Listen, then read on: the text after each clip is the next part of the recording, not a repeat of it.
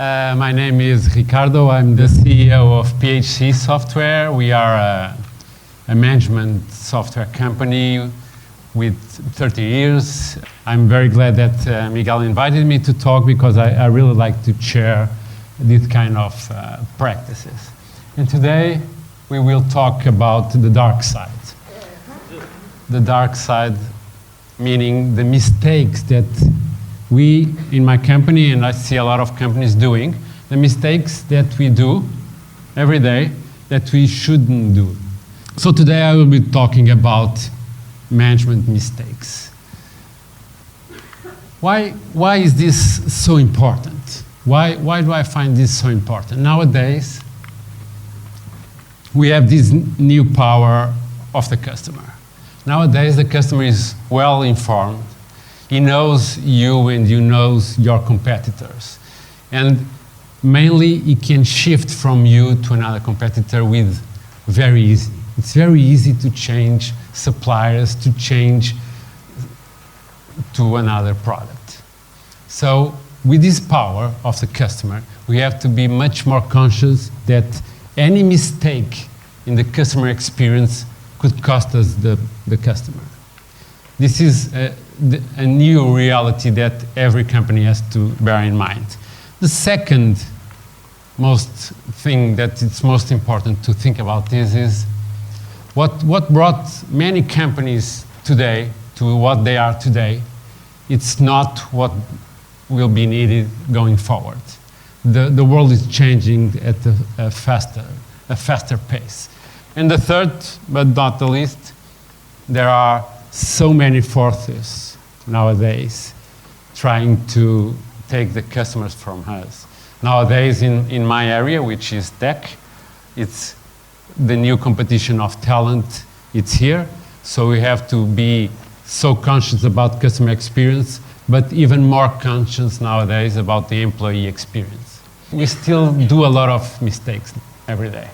So I gather the nine main mistakes. So let's go, let's start. The first mistake is lack of focus. This is for me my personal main problem.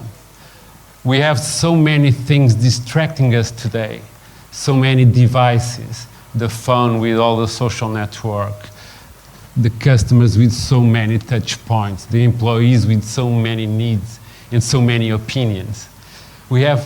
I have in my position as a CEO so many things that can distract me from the important thing that I'm always conscious about this, and I'm always thinking about I have to stop, I have to breathe, I have to stop, I have to think, I have to make time to think, and this is what is most important.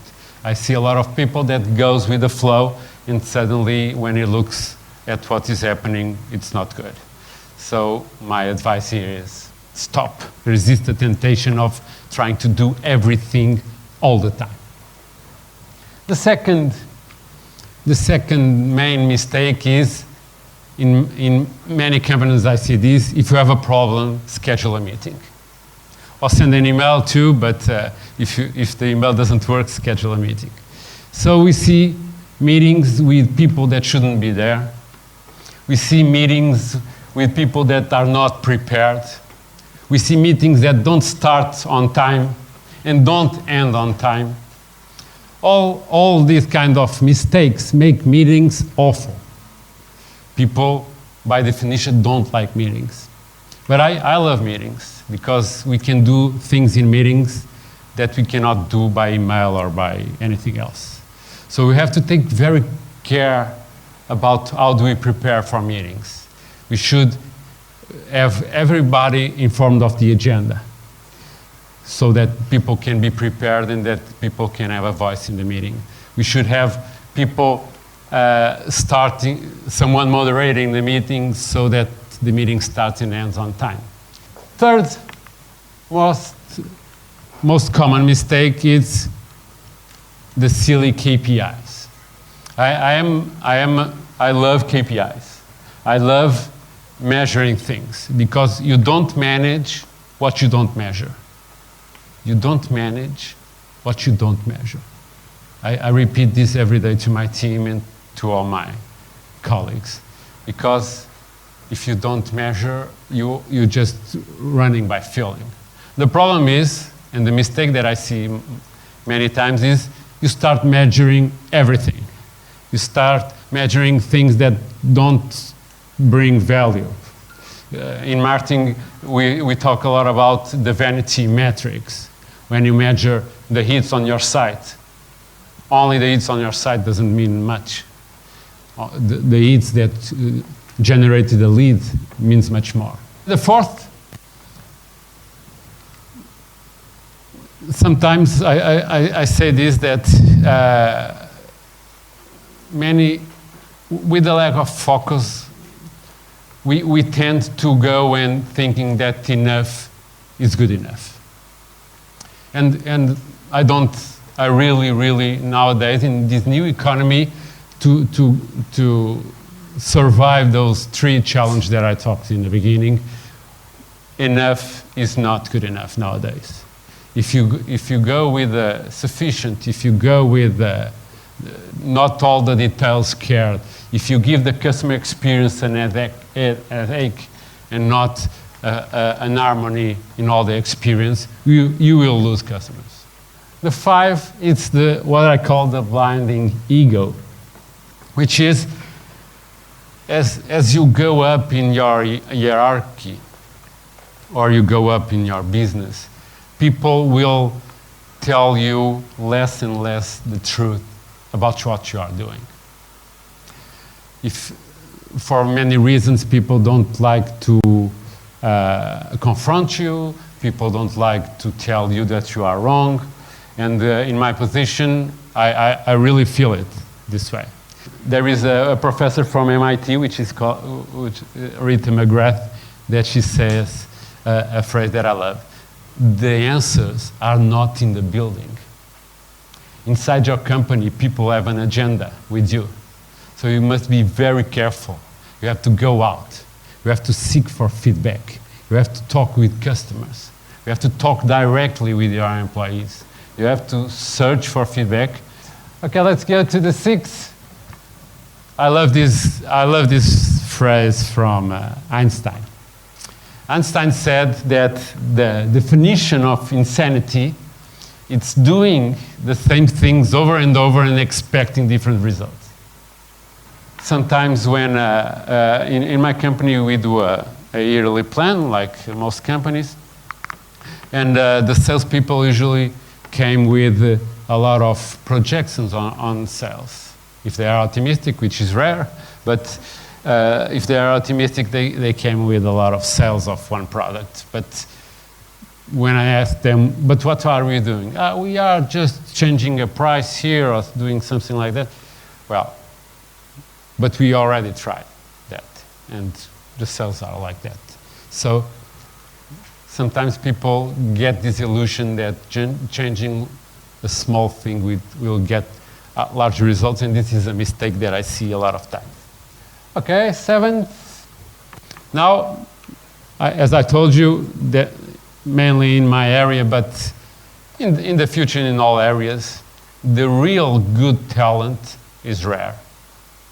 There is much more demand for good talent than there is offer. The really good employees are very hard to attract and very hard to retain. So every company nowadays has to be a policy of focusing on the good talent. And one of the things that we can and we should is worrying about happiness in the workplace. In my company, we find it that this is really important because I saw a study in Harvard Business Review that told that an happy person, it's 10% more productive. So it's profitable to invest in this. And that same study said that an unhappy person, it's 37% less productive. So it's even worse. And sometimes it's the leadership that puts people unhappy. It says that 66% to 70% of people leave their companies because of their boss and not because of the company. So one of the mistakes is to think that we should only focus on productivity and not on happiness. It's the one thing that I really feel it's each time nowadays the really good talent needs to feel very good in the company, because if it doesn't, it goes away. The 8. Darwin said that it's not the strongest species that survive, but the ones that adapt fastest, and which is the natural selection theory. And I think this adapts to companies and to people and to everyone. If we are not very, very fast adapting to the reality, we will not survive. It's not because we are the strongest or we are the number one that we will survive. And that's so true. How do we take care of this? We really have to have innovation as one of the first things in our mind. In the old times, you had to change to grow. The company had to do something different to grow. Nowadays, you have to do something different just to survive. Because if you do all the things the same way every day, you won't survive. So I love this natural selection theory from Darwin, because it applies very, very well to companies. You have to always be thinking how to innovate. And it's not only innovating in our products, it's innovating how we treat customers, how we treat employees. It's innovating how do we do business? Where do I go from now? It's innovate how do I schedule my time? We can innovate in anything, and we should. We should experiment, learn from our mistakes, and go on. We had 3 cultures. We had the ones that loved innovating, loved experimenting and having and learning from mistakes. We have a lot of those people. Then we had a lot of the other people that, no, I don't want to change. I like as we always did like this. Why change? And then we had the middle guys, which were, no, innovation is very important, as long as I don't have to innovate. Okay, and the last but not the least, today the customer, the employee has a new power. The only way to address this power, it's digital. It's going digital. We have to have every touch point a pleasure for the customer and for the employee. Doing this without a digital component, it's very hard. Sometimes I see a lot of managers that think that we need to have software like management software or just for legal compliance.